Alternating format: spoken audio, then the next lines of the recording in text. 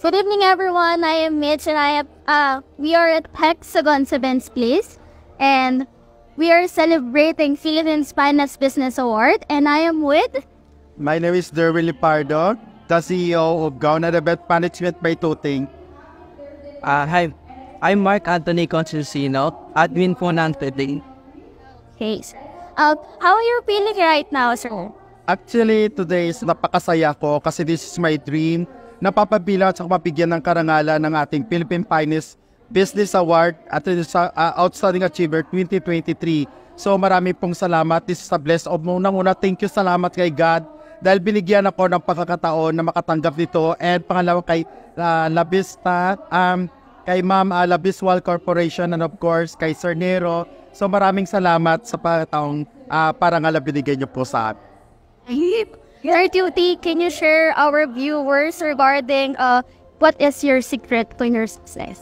One thing kasi na pinagkakuhan ko talaga, always kong sinasabi at always kong sinashare sa mga kapwa kong mga designer and event coordinators, kahit sa mga businessmen, is I have my 3 magic word. So anong 3 magic word na yan is number 1 is determination, second is concentration, and third is I can do it or you can do it.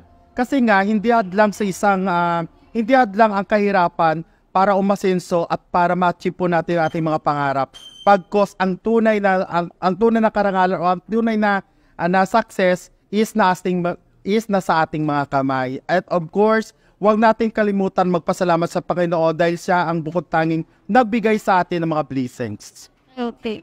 So mga viewers, tandaan niyo yung 3 magic words. 3 magic words ni Sir Tuting for our success. And before we end this interview, sir, my last question is, what sets Philippine Finest Business Award different from other award-giving bodies?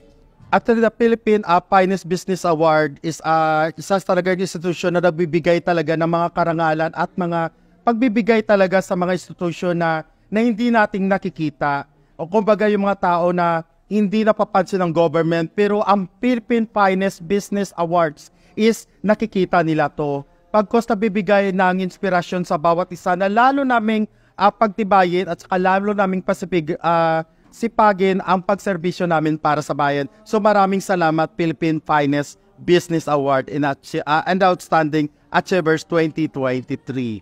Okay po. Thank you po. Congratulations po ulit, Sir Tuting.